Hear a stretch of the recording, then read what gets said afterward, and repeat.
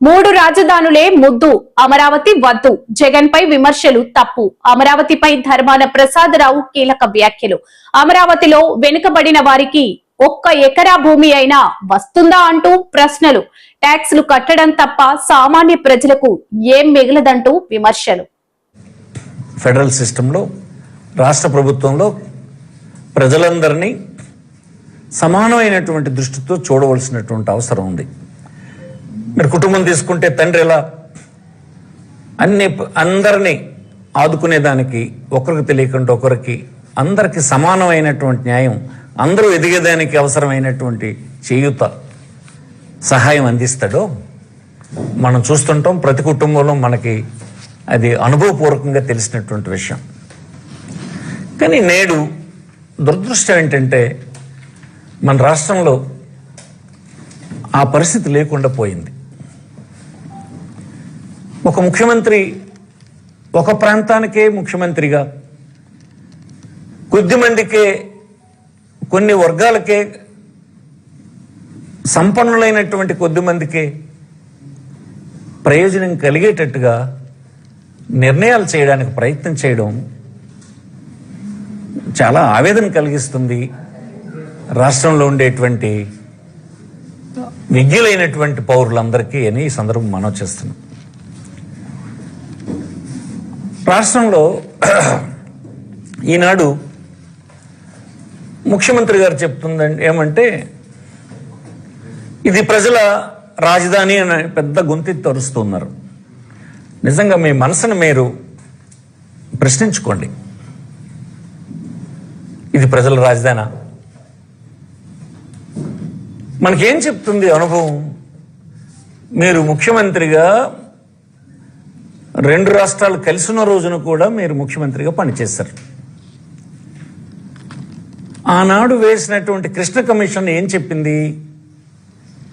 తెలంగాణలో ఉద్యమం రావడానికి 2 ప్రధానమైన కారణాలని ఆ కమిషన్లో కృష్ణ కమిషన్ మీకు పేర్కొంది. ఏం పేర్కొంది?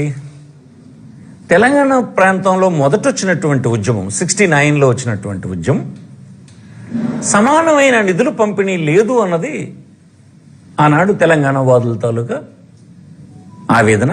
ఆ ఆవేదనే ఉద్యమంగా రూపాంతరం చెందింది. నెంబర్ 1. 2 ఏంటి? మా ప్రాంతం విపరీతంగా అభివృద్ధి చెందింది, మా ప్రాంతపు ప్రయోజనాలు మాకు మాత్రమే తప్ప ఇతర ప్రాంతాల వారికి ఉండకూడదు అన్నటువంటి నేపథ్యంలోనే 2000లో వచ్చినటువంటి ఉద్యమం వచ్చింది.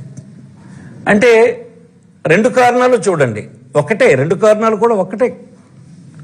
ఒక కారణం నిధులు సరిగా పంపిణీ జరగడం లేదన్నది ఆ వేళ తెలంగాణలో ఉన్నటువంటి పెద్దలు ఉద్యమానికి కారణమైతే, రెండోది సంపదంతా మా ఒక్కరికే చెందాలి అన్నటువంటి దురాలోచనతో వచ్చినటువంటిది 2వ ఉద్యమం. మొదటి కంటే 2వ ఉద్యమం బలమైంది కనుక ఆనాడు కేంద్ర ప్రభుత్వాలు అంగీకరించాల్సినటువంటి పరిస్థితి వచ్చింది. ఏంటా బలం?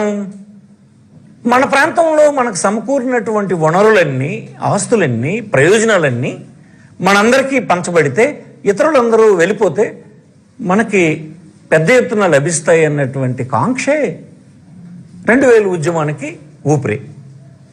అందుకోసమే తల ఒగ్గాల్సి వచ్చింది. ఆనాడు వేర్పాటైంది. అయితే ఒక ప్రాంతంలో ఎలా వెళ్ళిపోయినాయి నిధులు? ఒక 60 సంవత్సరాలు పరిపాలించినటువంటి ప్రభుత్వాలు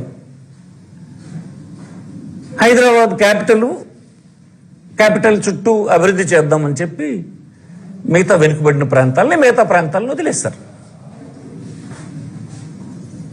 వదిలేయడం వల్ల ఈ డబ్బంతా, ఆ సంపద అంతా సృష్టికి ఉపయోగపడింది. ఆ సంపద సృష్టే 2 కారణాలు వచ్చినాయి. ఒకటి, ఆ సంపద సృష్టించబడిన ప్రాంతంలో ఉండేటువంటి ప్రజలకు దురాశ కలగడం. 2వ ప్రాంతంలో ఉండేటువంటి జీవన ప్రమాణాలు అడుగంటిపోవడం.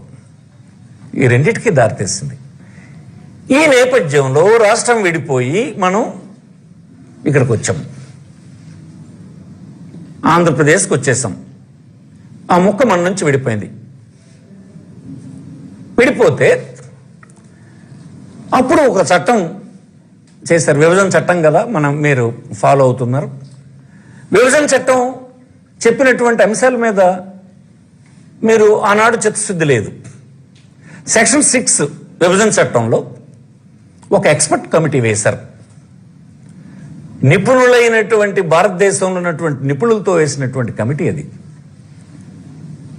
రాష్ట్రంలో క్యాపిటల్ నిర్ణయించడానికి ఈ కమిటీ మీకు సూచనలు ఇస్తుంది అని వచ్చింది. ఆ కమిటీ వస్తే ఆ కమిటీని మీరు గౌరవించలేదు.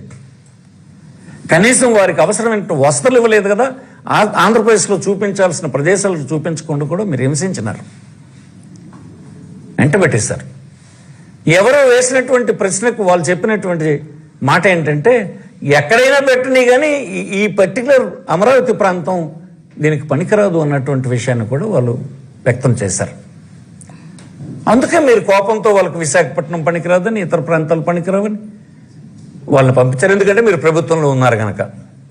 అంటే ఆనాడు చట్టంలో 6లో ఉన్నటువంటి అంశం మీ మనసులో ఉన్నటువంటి మాటకు వ్యతిరేకంగా ఉంది కనుక అది మీరు గౌరవించరు.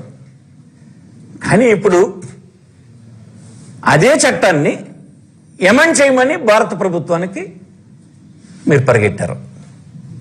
దేన్ని అడ్వాంటేజ్ తీసుకున్నారు?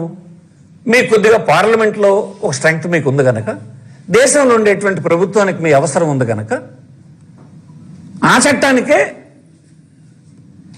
అమరావతి కేంద్రం అని చెప్పి మీరు చెప్పించడానికి సవరణ తెచ్చారు. ఇది ద్వంద్వ వైఖరి కదా. ఈ ద్వంద్వ వైఖరి ఎలా? ఒకప్పుడు ఆ చట్టంలో ఉన్నటువంటి అంశాన్ని నువ్వు గౌరవించవు, సెక్షన్ 6 ప్రకారం వచ్చినటువంటి అడ్వైజ్ని గౌరవించవు. కానీ ఇప్పుడు నీకు అవసరం వచ్చింది కనుక అమరావతి అనేటువంటిది అందులో పెట్టేయండి, పెర్మనెంట్గా ఇది ఉంచేయండి అని అన్నారు. నిజానికి భారతదేశంలో ఉండేటువంటి బీజేపీ లాంటి ప్రభుత్వం ఇది సీరియస్గా చేసిందని కూడా నేను అనుకోవడం లేదు.